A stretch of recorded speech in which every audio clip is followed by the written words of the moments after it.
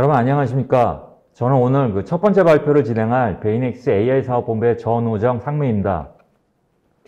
오늘은 엔비디아 DGX A100 데이터 센터라는 주제로 진행이 될 예정입니다. 대규모 개발 환경의 빠른 구축을 위해 엔비디아의 DGX 슈퍼파드를 소개하며 성공적인 AI 구축을 위한 좋은 내용 얻어가시기 바랍니다. 자, 그럼 지금부터 첫 번째 세션인 대규모 개발 환경의 빠른 구축을 위한 엔비디아 DGX 슈퍼파드를 진행하도록 하겠습니다. 순서는 엔비디아에서 슈퍼파드로 구성된 셀런이라는 시스템을 간략하게 소개해 드리고요. 두 번째로 매니지먼트 관련된 딥OPS하고 새롭게 출시된 베이스 커맨드에 대한 소개를 드리도록 하겠습니다. 본 장표는 인공지능이 발달하면서 모델의 개수와 또 데이터의 양이 기하급수적으로 늘어나고 있는 부분이고요. 이러한 모델과 데이터를 학습시키기 위해서는 많은 수의 서버와 GPU가 필요한 대규모 GPU 클러스터 환경이 필요합니다. 이러한 대규모 환경을 구성하기 위해 엔비디아가 자체적으로 구축한 시스템이 셀런이고, 이를 토대로 만든 레퍼런스 아키텍처가 슈퍼파드입니다. 엔비디아에서는 20대 이상의 DGX A100이 인피니밴드 200G로 연결된 구성을 슈퍼파드로 정의하는데요. 이러한 사전 구성된 모델을 통해 빠른 시간에 최적의 슈퍼컴퓨터를 구성할 수 있습니다.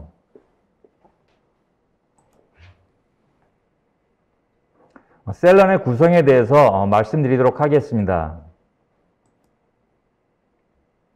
셀런이 처음 만들어진 슈퍼컴퓨터는 아니고요. 2016년도에 DGX1으로 세턴 V라는 슈퍼컴퓨터를 만들었고, 18년에 DGX2를 출시하면서 서스라는 슈퍼컴퓨터를 만들었고, 작년에 DGX A100을 출시하면서 셀런을 만들었습니다. 물론 여기 화면에 보이는 것과 다르게 노드는 계속 추가되고 있습니다. 현재 셀런은 560대의 DGX A100과 850대의 멜라녹스 200G HDR 인피니밴드 스위치, 그리고 14테라의 올프레시 스토리지로 구성되어 있다고 합니다. 셀런의 소개 동영상을 보시도록 하겠습니다.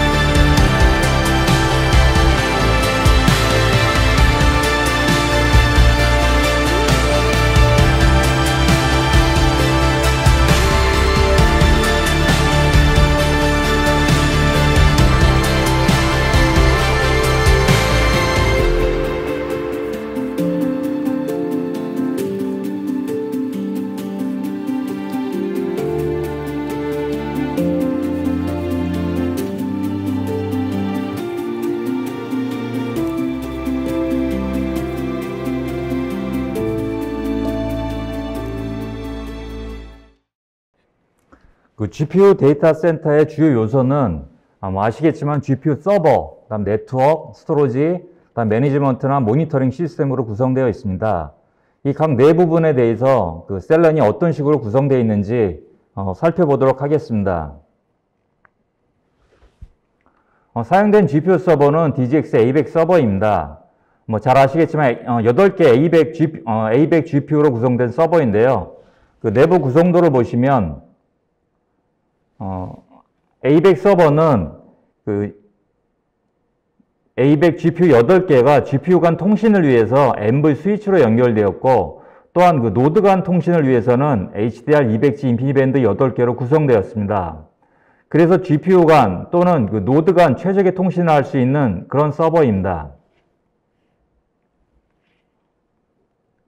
이런 서버들을 그 140대를 모아서 하나의 슈퍼파드로 구성했고, 이를 그 위 그림의 그 컴퓨터 노드 간 통신을 위한 네트워크와 하단에는 스토리지를 위한 네트워크를 분리하여 구조입니다.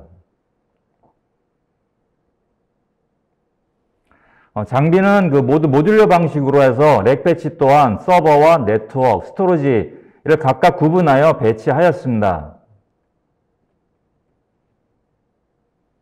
그 하나의 슈퍼파드는 서버 140대와 리프 스위치, 스파인 스위치로 구성을 하였고요. 이러한 구성을 그 4개를 모아가지고 140대를 하나의 슈퍼파드로 구성하고, 또 나머지 서버들도 140대씩 슈퍼파드를 구성해서 서로 연결하는 구조로 구성이 되어 있습니다. 그 화면처럼 그 코어 스위치를 중심으로 해서 각 슈퍼파드, 140대 슈퍼파드에 있는 스파인 스위치들이 중앙에 있는 코어 스위치로 연결하는 구조입니다. 스토리지는 그 슈퍼파드당 별도로 구성을 하였고, 그 140대 노드의 동시 I/O 요청을 감당하기 위해서 빠른 병렬 파일 시스템을 사용하였습니다. 또 홈 디렉토리는 그 데이터의 공유를 위해서 NFS 시스템을 구성된 것을 볼 수 있습니다. 이상 그 셀런에 대한 소개를 마치고 관리 소프트웨어인 DevOPS를 소개하도록 하겠습니다.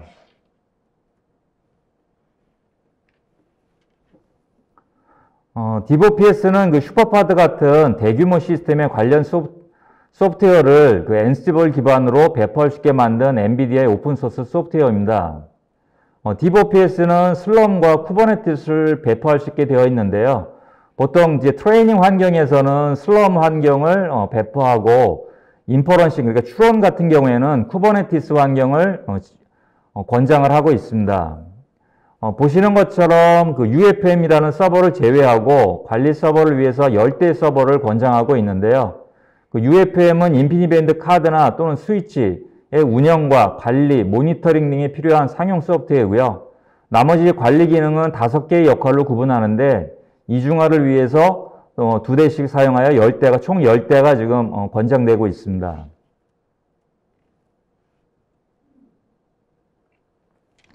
기본적으로 DevOPS에서는 그 도커 이미지를 사용하도록 되어 있는데요.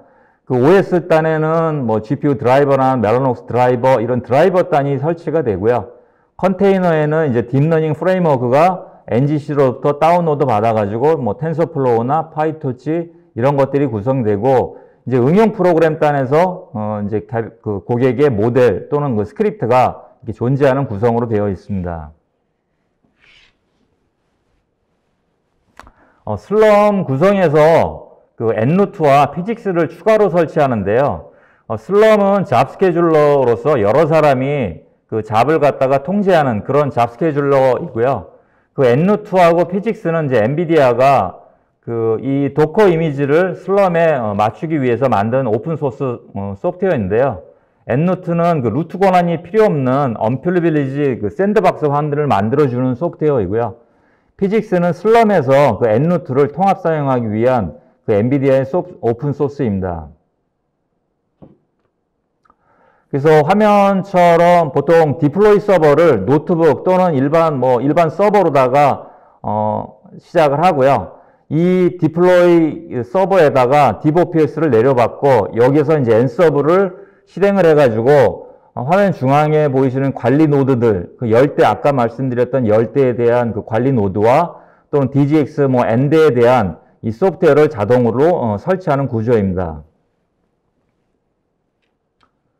물론 이 모델은 뭐 통합할 수도 있고 각자 나눌 수도 있는데 그런 것들은 이제 앤서블 구성해서 정의를 하고 있습니다. 먼저 아까 관리 노드나 또는 DGX 같은 경우를 모든 노드에 OS를 사전에 설치를 해야 됩니다. 그거는 뭐 수동으로 설치할 수도 있고 또는 뭐 이런 마스나 또는 뭐 레드에서 뭐 포어맨이나 이런 상용 패키지들을 이용해 가지고 자동으로 설치를 하든 모든 OS는 일단 기본적으로 OS가 설치가 되어 있어야 됩니다. 그래서 그 디플로이 하는 서버에서 GitHub에서 DevOPS를 내려받고 그 현재 서버에서 설치에 필요한 Ansible, 디플로이 서버에 필요한 Ansible이나 이런 그 관련 소프트웨어들을 setup.shell이라는 거를 통해 가지고 사전에 설치를 하게 됩니다.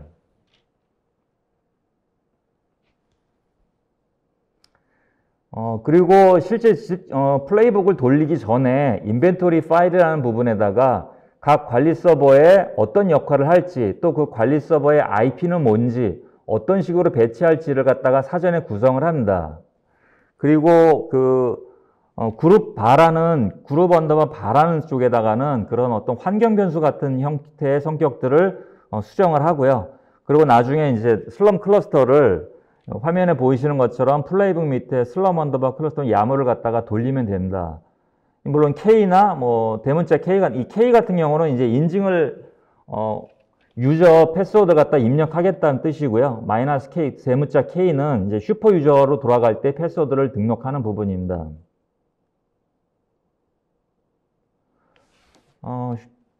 DevOPS가 설치가 다 되면 이 슬럼이나 또 엔루트, 피직스까지 전부 다 자동으로 설치가 됩니다. 그래서 자기가 로그인 노드로다가 로그인을 해가지고 도커 이미지를 사용해가지고 슬럼을 갖다가 사용할 수 있는데요.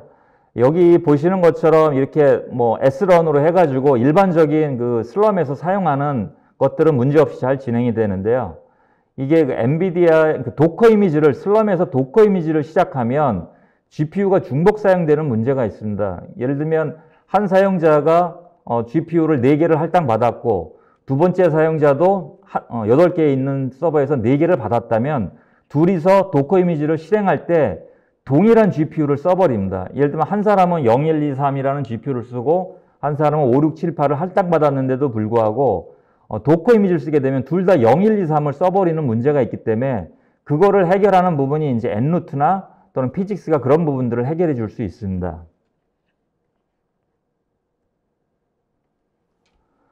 그래서 슬럼에서 슬럼만 단독으로 쓰면 도커 이미지는 문제가 있기 때문에 대부분 슬럼에다가 엔루트를 조합해서 쓰거나 또는 슬럼에다가 피직스하고 엔루트를 조합해서 이렇게 연동해 가지고 사용하는 방식으로 일반적으로 사용을 하고 있습니다.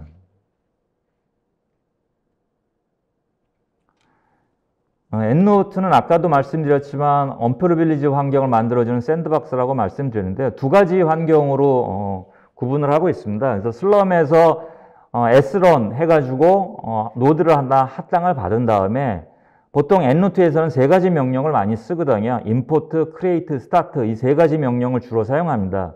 그래서 import는 웹에서 도커 이미지를 받아오는 과정을 이제 import라고 하고요. 두 번째 create는 이거를 시스템에 등록하는 부분입니다. 그 해당 OS의 뭐 TMP라든가 각종 그 시스템에다가 등록하는 부분이 create고요.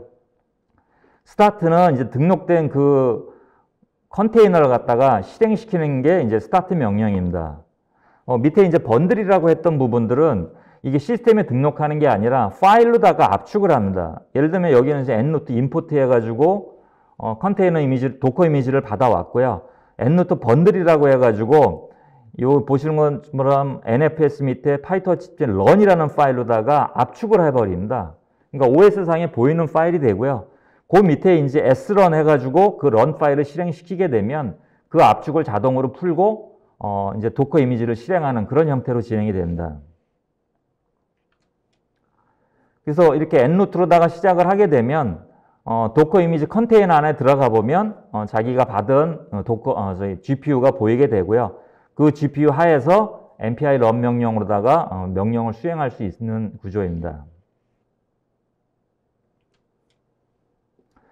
그 다음에 이제 피직스라는 부분이 있는데요. 이 피직스는 좀 더 편리하게 아까 같은 경우 엔루트만 했을 때는 임포트, 크리에이트, 스타트 이 세 단계를 거쳐야 되는데요.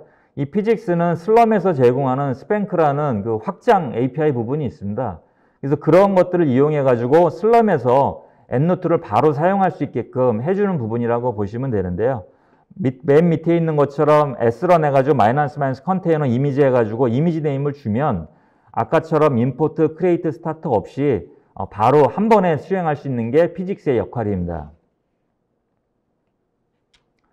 그래서 화면에서 보이는 것처럼 뭐 임포트, 크리에이트, 스타트 하지 않고 srun 해가지고 마이너스 n은 노드 하나에서 GPU를 2개 달라는 거였고 제가 지금 실행시킬 컨테이너 이미지는 뭐 텐서플로우 20.08이다 라고 하고 PTY 인터랙티브하게 하겠다 쉘을 달라고 하면 이렇게 바로 프롬프트가 떨어지고요. 여기서 이제 NVIDIA SMI 하면 그래스에서 GPU 2개 달라고 했던 내용이 보이고 바로 MPI run 명령으로다가 프로그램을 실행시킬 수 있습니다. 그래서 이렇게 간단하게 해주는 게 이제 피직스의 역할입니다. 그리고 DevOPS를 설치하게 되면 이제 모니터링 부분입니다. 각 그 DGX1이나 또는 워크로드에다가 각각 그 익스포터라는 부분이 자동으로 설치가 됩니다. 그리고 이 설치된 노드에 있는 부분들이 자동으로다가 모니터링 서버 쪽으로 올라오는 구조로 되어 있습니다. 그래서 제가 모니터링 서버로다가 해당 포트로다가 들어가게 되면 화면에 두 가지가 존재하는데요. 그 GPU 노드가 있고 슬럼이라는 노드가 있습니다. 그래서 GPU 노드는 그 OS의 상태 또는 GPU가 얼마만치 활용을 하는지를 보는 게 GPU 노드고요. 근데 슬럼 대시보드 같은 경우에는 그 슬럼 작업들이 몇 개가 떠 있는지 뭐 이런 그 통계를 보는 게 슬럼 대시보드 화면입니다. 그래서 보이시는 게 GPU 화면입니다. 그래서 그 노드마다 DGX01 또는 뭐 DGX02 이런 식으로 노드를 선택하게 돼 있고요. 그 노드를 선택하게 되면 이제 CPU나 GPU 이런 상황들이 자동으로 매 시간 측정이 돼서 모니터링을 할 수 있는 부분입니다. 그리고 다음으로 이제 슬럼 대시보드 화면인데요. 이건 이제 슬럼에서 발생하는 노드 수 또는 뭐 어떤 몇 개가 카운트 같은 것들이 잡의 상태라든가 이런 것들이 화면에 모니터링 되고 있습니다. 뭐 좀 더 리소스를 좀 더 찾아보시려면 이제 DevOps GitHub에 가서 뭐 단일 모델 또는 뭐 심플한 모델 아니면 대규모 모델 가이드가 좀 자세하게 설명은 되어 있습니다. 그래서 이런 걸 참조해서 한번 DevOPS를 구성하는 것도 괜찮을 것 같습니다. 다음으로는 그 DevOPS의 후속으로 나오는 버전인데요. 베이스 커맨드라고 합니다. 그래서 엔비디아가 그 기존에는 이제 슈퍼파드에 DevOPS 기반으로다가 서비스를 했는데요. 요번에 이제 새로 GTC 2021년도에 그 발표를 하면서 이제 새로운 슈퍼파드에는 ABAC과 베이스 커맨드로다가 구성을 한다는 부분이 발표가 있었는데요. 그 베이스 커맨드에 대해서 뭐 간단하게 설명을 드리도록 하겠습니다. 베이스 커맨드는 관리 환경이 좀 더 많아졌습니다. 관리 서버가. DevOPS가 10대를 요구했던 반면에 이제 베이스 커맨드에서는 기본적으로 그 UFM을 제외하고 13대의 서버를 요구하고 있습니다. 그래서 뭐 기존처럼 OS를 배포하는 프로비저닝 노드 또는 로드 밸런싱 노드, 그 다음에 로그인 노드, 그 다음에 워크로드 매니저, 그 다음에 이제 모니터링 노드 매니지먼트가 3대하고 그 모니터링 노드가 2대, 이렇게 해서 전체 13대의 서버를 필요로 하고 있습니다. 베이스 커맨드는 두 가지로 크게 나눠지는데요. 보통 이제 그 베이스 커맨드 매니저하고 베이스 커맨드 플랫폼 두 가지로 나눠지고 있습니다. 그래서 베이스 커맨드 매니저는 주로 사용하는 사람이 데이터 센터의 IT 관리자나 데브옵스가 베이스 커맨드 매니저를 사용하고요. 그다음에 베이스 커맨드 플랫폼은 그 데이터 사이언티스트가 주로 사용을 한다고 생각하고 있습니다. 그래서 베이스 커맨드 매니저는 대부분 그 DGX에다가 각 개별 노드에다가 설치하는 거를 이제 베이스 커맨드 매니저라고 하고, 이제 베이스 커맨드 플랫폼은 웹상에서 UI 형태의 서비스를 하는 부분은 이제 베이스 커맨드 플랫폼이라고 합니다. 베이스 커맨드 매니저는 뭐 대부분 예전에 DevOps 하던 일들을 거의 대부분 수행을 하고 있는데요. 뭐 스케줄링을 한다든가 또는 리소스 사용 이용률을 확인한다든가 분석하는 등의 사용을 하고요. 얘도 각자 그 베이스 커맨드 매니저에서도 별도로 그 UI를 제공해서 분석을 하게 되어 있습니다. 그래서 대체적으로 아까 그 10세대의 관리 서버를 이용해서 프로비저닝을 하거나 뭐 또 모니터링 또는 뭐 지표를 갖다가 측정하고 로그나 알락 같은 거 확인하고 어떻게 보면 제일 중요하다고 할 수 있는 작업을 수행할 수 있는 이제 슬럼 스케줄러가 베이스 커맨드 매니저에서 돌아가고 있습니다. 베이스 커맨드 플랫폼은 그 대체적으로 데이터 과학자를 위해서 UI를 제공하는 플랫폼이라고 생각하시면 될 것 같습니다. 그래서 하단에 보이는 그 베이스 커맨드 매니저로 구성된 뭐 DGX1도 오고요.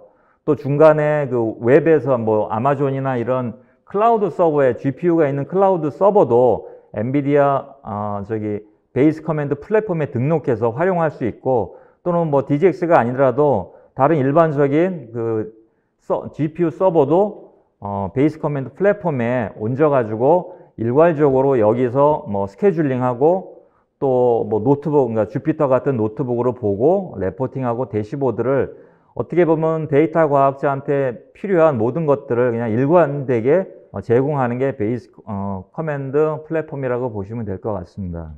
이상으로 그 저희 발표를 모두 마치도록 하겠습니다. 설문조사에 그 참여하신 분들께서는 그 추첨을 통해 선물을 드리니 많이 참여 부탁드리고요. 궁금하신 사항은 채팅창에 질문 남겨주시면 성심껏 답변해 드리도록 하겠습니다. 그 다음 순서는 그 베이넥스 AI 사업본부 문지연 부장님께서 엔비디아 멜라녹스 네트워킹 유닛이라는 주제로 그 발표를 해 주시겠습니다. 안녕하십니까. 베이넥스에서 엔비디아 네트워킹 유닛을 맡고 있는 문지연입니다. 먼저 바쁘신데도 불구하고 귀한 시간 내셔서 참석해 주신 분들께 진심으로 감사의 말씀을 드립니다. 이 귀한 시간이 헛되지 않게 유익한 정보 많이 준비했는데요. 조금은 나른해질 수 있는 오후인 것 같습니다. 기지개 한번 쭉 펴시고 좋은 정보 놓치지 않게 조금만 더 집중해 주시면 좋을 것 같습니다. 그럼 본격적으로 발표를 시작하겠습니다. 오늘의 발표는 이렇습니다. 첫 번째로는 엔드-투-엔드 인터커넥트 솔루션에 대해 알아볼 거고요. 두 번째로 인피니밴드에 대해서 간략히 훑어보겠습니다. 그리고 마지막으로 오늘의 발표의 핵심 내용인 인네트워크 컴퓨팅에 대해 이야기해 보도록 하겠습니다. 세 번째 파트에 유익한 정보들이 많이 있으니까요. 꼭 끝까지 함께 좋은 정보 얻어 가셨으면 좋겠습니다. 자, 그럼 시작해 볼까요?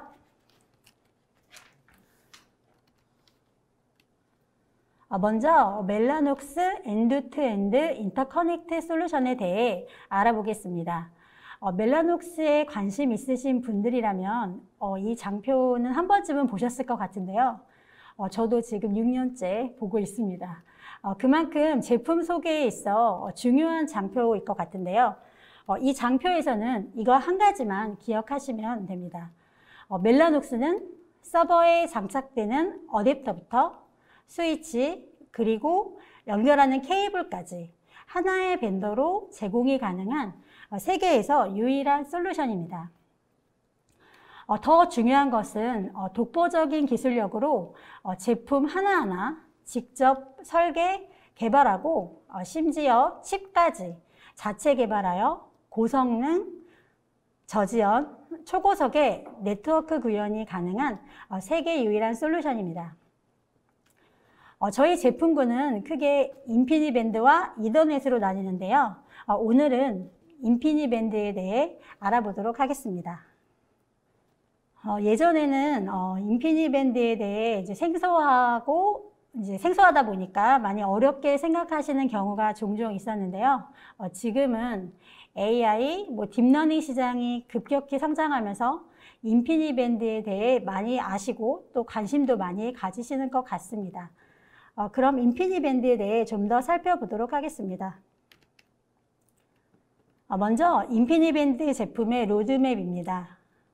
멜라녹스는 20년 이상 인피니밴드의 독보적인 기술력으로 현재까지 HPC, AI 시장의 선두주자로 기술을 리딩하고 있는데요. 보시는 표와 같이 현재는 100G를 지원하는 EDR과 200G를 지원하는 HDR, 그리고 400G를 지원하는 NDR도 곧 만나보실 수 있습니다. 머지않아 800G를 지원하는 XDR도 출시된다고 하니 확실히 HPC나 AI 시장의 선두주자임은 확실한 것 같습니다. 처음에 HDR이 출시된다고 했을 때 주변에서 종종 우리는 100G로도 충분한데 200G를 필요로 하는 곳이 있을까요? 혹은 너무 빠른 거 아닌가요? 라는 말씀들을 하셨었는데요. 그럼 어디서 200G를 사용하고 계신지 한번 확인해 볼까요? 이 장표는 HDR 200G를 사용하고 계신 글로벌 레퍼런스인데요. 역시 세계적으로 유명한 그 HPC와 AI 슈퍼컴퓨팅에 대규모로 이제 도입을 하셨네요. 전 이제 제일 눈에 띄는 게 이제 마이크로소프트인데요. 마이크로소프트는 아주 오래 전부터 그 멜라녹스 제품을 사용하고 계신 우수 고객입니다. 장표와 같이 글로벌 레퍼런스뿐만 아니라 국내에서도 N사, S사, C사, B사, K사, 연구소나 공공기관들 많은 곳에서도 이제 200G HDR을 도입하고 계십니다. 앞에서 인피니밴드가 이제 고속의 네트워킹이 가능하다고 말씀드렸는데요. 이렇게 고속의 네트워크를 구현하기 위해 크게 세 가지의 필수적인 요소가 있습니다. 첫째, 하이 퍼포먼스, 둘째, 로우 레이턴시, 셋째, 하이 스루풋입니다. 이런 성능들이 가능한 이유는 바로 엔비디아의 인 네트워크 컴퓨팅에 있는데요. 지금부터 인피니밴드의 인 네트워크 컴퓨팅에 대해 좀 더 자세히 알아보겠습니다. 혹시 이런 경험 해보신 적 있으신가요? 아마 누구나 한 번쯤은 경험해 보셨을 것 같은데요. 노트북이나 컴퓨터를 사용하면서 문서 작업도 하고 서핑도 하고 채팅도 하고 이렇게 멀티타스킹이 가능하기 때문에 이제 동시에 여러 가지 작업들을 하게 됩니다. 그러다 보면 이제 가끔씩 혹은 종종 CPU에 부하가 걸려 이제 문서의 로딩이 길어지거나 아니면 컴퓨터가 멈춰버리거나 아니면 인터넷 창이 아예 열리지 않는다거나 이런 경험 해보신 적 있으신가요? 그러고 보니 저는 되게 자주 있는 것 같은데요. 인피니밴드는 인 네트워크 컴퓨팅을 통해 네트워크 성능을 향상시키는데요. CPU에서 처리해야 할 잡들을 카드나 스위치로 오프로드를 시킵니다. 이렇게 CPU의 개입을 최소화하여 CPU의 성능을 향상시키고 병목 현상을 최소화시킬 수 있는 거죠. 그럼 어떤 CPU 오프로드 기능들이 있는지 좀 더 자세히 살펴보겠습니다. 먼저 인피니밴드의 가장 핵심적인 기능인 RDMA입니다. RDMA는 리모트 다이렉트 메모리 억세스의 약자인데요. 어플리케이션 간의 데이터를 주고받을 때 OS를 거쳐 몇 번의 카피 앤 페이스트를 통해 데이터를 전송하게 되는데요. 왼쪽 그림과 같이 RDMA를 사용하게 되면 커널 바이패스, 즉 CPU의 개입 없이 메모리 카드를 통해 데이터를 주고받을 수 있는 기술입니다.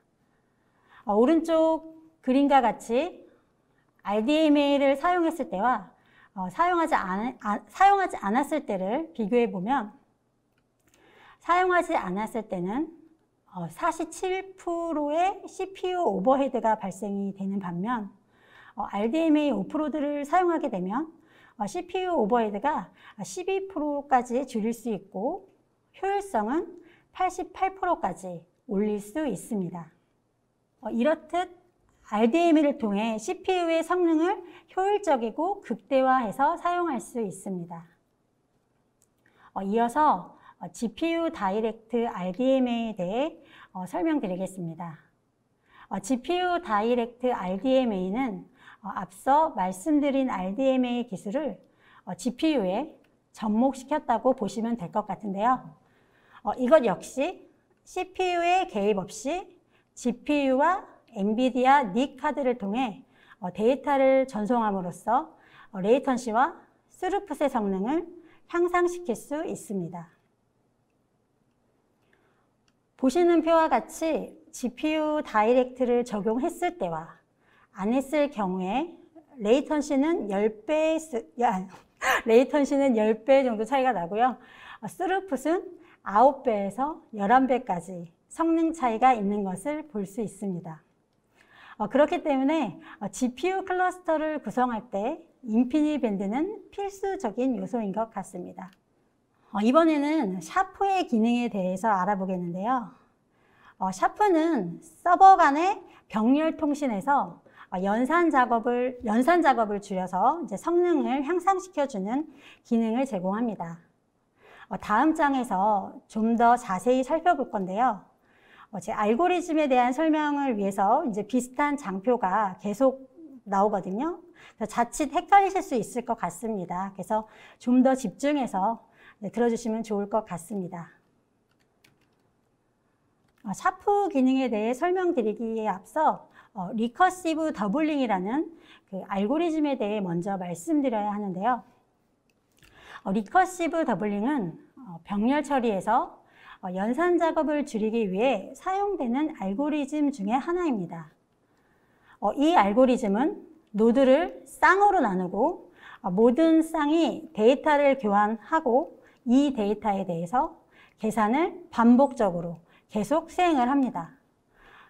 이 작업은 모든 프로세스가 다른 모든 프로세스의 정보를 다 받을 때까지 계속해서 수행이 됩니다. 좀 더 이해하기 쉽게 예를 들어 설명을 드리겠습니다.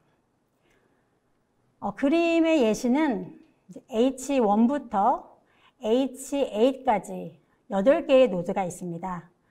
각 노드 아래를 보시면 이제 그 노드의 길이가 3인 정수 벡터를 계산할 건데요. 첫 번째 반복되는 쌍에는 그림에서 보시는 것처럼 H1과 H2, H3와 H4, H5와 6, 그다음에 7과 8 이렇게 데이터를 서로 주고받게 되고요. 첫 번째 반복이 끝날 때 각 호스트는 자신의 데이터와 짝꿍 데이터를 합한 결과값을 갖습니다. 예를 들어 H1과 H2 모두 111과 222의 합을 가집니다. 그래서 그 H1과 H2 노드의 아래를 보시면 333이라는 결과값이 생겼습니다. 이런 방법으로 다른 노드들도 마찬가지로 서로 데이터를 주고받고 연산을 하게 됩니다. 두 번째 반복에서는 H1과 H3가 데이터를 교환하고 H2는 H4, H5는 H7, H6는 H8과 데이터를 교환하게 됩니다. 두 번째 반복이 끝나면 그 모든 노드에는 10, 10, 10이라는 결과값을 얻습니다. 세 번째 반복에서는 H1은 H5와 H2는 H6와 이런 식으로 각각 노드들이 쌍으로 데이터를 교환합니다. 세 번째 반복이 끝나고 나면 이제 모든 프로세스가 20, 20, 20이라는 최종 결과를 얻습니다. 생각보다 결과값이 좀 빨리 나온 것 같지 않나요? 리커시브 더블링은 이런 방법으로 연산 수행을 줄여서 좀 더 빠르게 결과값을 도출해내는 알고리즘입니다. 그럼 이번엔 샤프에 대해 알아보겠습니다. 아까와 같이 동일하게 8개의 노드가 있으며 각 노드의 길이가 3인 정수 벡터를 계산합니다. 샤프에서는 노드가 서로 데이터를 교환하는 대신 각 노드에 연결된 리프 스위치로 데이터를 보냅니다. 그럼 리프 스위치에서 아래의 모든 노드들의 데이터가 리프 스위치로 전송이 되면 리프 스위치는 연산을 수행하고 그 결과값을 스파인, 위에 있는 루트 스위치로 전달을 하게 됩니다. 그럼 스파인 스위치에서는 그 모든 리프 스위치가 데이터를 다 전송을 하게 되면 스파인 스위치에서 최종 결과값을 계산합니다. 최종 결과는 이제 틀이 아래로 전송이 되는데요. 그러니까 스파인 스위치가 리프에게 전송하고 리프는 모든 노드에게 결과값을 보냅니다. 뿐만 아니라 스위치에서 멀티캐스트를 사용하여 결과를 노드에게 직접 전송이 가능합니다.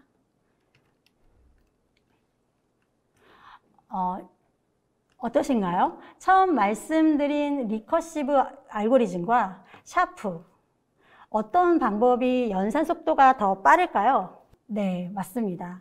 샤프는 대형 클러스터에서 더 큰 성능을 발휘하는데요. 보시는 표와 같이 소프트웨어는 이제 노드가 많아질수록 그 레이턴시가 점점 올라가는 것을 보실 수 있는데요. 반면 샤프는 노드가 많아지더라도 비슷한 성능의 로우 레이턴시를 유지하는 것을 볼 수 있습니다. 이렇게 샤프를 통해 75%의 레이턴시를 줄일 수 있다고 하니 꼭 구성해야 할 필수 요소이겠죠. 샤프는 AI 시장에서도 성능을 입증받았는데요. ML퍼프, 페이스북, 엔비디아 버트 메가트론에서도 20% 가까이 그 성능이 향상되는 것을 볼 수 있습니다. 마지막으로 인 네트워크 컴퓨팅에서 빼놓을 수 없는 실드에 대해 말씀드리겠습니다. 실드는 경로의 페이로봇이 다른 새로운 경로를 찾아서 네트워크 문제를 바로 해결할 수 있습니다. 보시는 그림과 같이 서버 A에서 서버 B로 통신을 하려고 합니다.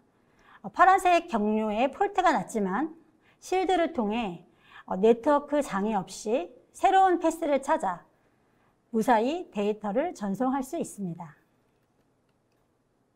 실드를 이용하면 1000에서 10,000 노드의 클러스터에서도 5초에서 30초 안에 문제 해결이 가능합니다.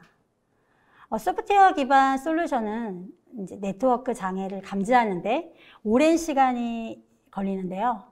실드를 사용하면 네트워크 복구 시간을 5,000배 이상 단축시킬 수 있습니다. 이번 세션에서는 엔비디아인 네트워크 컴퓨팅인 RDMA, GPU 다이렉트, 샤프, 실드에 대해서 알아보았습니다. 오늘 제가 준비한 내용은 여기까지고요. 이야기 드린 것 중에 핵심적인 것 2가지만 요약을 하고 발표를 마치도록 하겠습니다. 첫 번째로 멜라녹스는 서버에 장착되는 어댑터부터 스위치, 그리고 연결하는 케이블까지 하나의 벤더로 제공이 가능한 엔드-투-엔드 솔루션입니다. 더 중요한 것은 독보적인 기술력으로 칩부터 제품 하나하나 직접 설계하여 고성능, 저지연, 초고속의 네트워크 구현이 가능하다는 점입니다. 두 번째로는 고성능, 저지연, 초고속의 네트워킹이 가능한 이유는 그 엔비디아의 인 네트워크 컴퓨팅 때문인데요. 인피니밴드의 인 네트워킹 컴퓨팅에는 크게 3가지로 기억하시면 좋을 것 같습니다. 첫 번째는 CPU 오프로드를 통해 전송 성능을 향상시키는 RDMA와 GPU 다이렉트. 두 번째는 스위치 오프로드를, CPU의 연산 수행 작업을 스위치로 오프로드해서 작업하는 샤프. 그리고 마지막 세 번째로는 네트워크 장애가 났을 때 자체 치유가 가능한 쉴드. 이렇게 세 가지로 기억하시면 좋을 것 같습니다. 이상 제 발표는 여기서 마무리 짓도록 하겠습니다. 좀 더 상세한 내용이나 문의사항은 연락 주시면 답변 드리도록 하겠습니다. 지금까지 경청해 주셔서 감사합니다.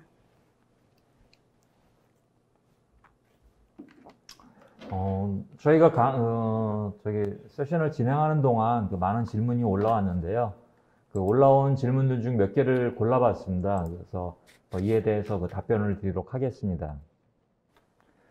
윤성원 님이 지스트에 공급된 A100 슈퍼파드가 클러스터를 어떻게 구성되어 있는지, 또 슈퍼파드를 구성할 때 A100이 최소 최대 몇 개로 구성이 가능한지 질문하셨는데요. 저희가 지금 지스트에 공급되어 있는 A100이 이렇게 사이트까지는 잘 모르겠고요. 지금 슈퍼파드는 보통 최소 20대를 이상으로 기준을 잡고 있습니다. 그래서 엔비디아에서는 DGX A100 20대가 HDR 200G로 엮였을 때 슈퍼파드라고 이제 부르기 시작을 하고요. 최대는 단일 슈퍼파드는 140대까지 구성을 하고요. 그거를 4개로 해서 슈퍼파드 하나씩 1, 2, 3, 4에서 전체 560대까지 전체 확장을 할 수 있는 구성으로 되어 있습니다.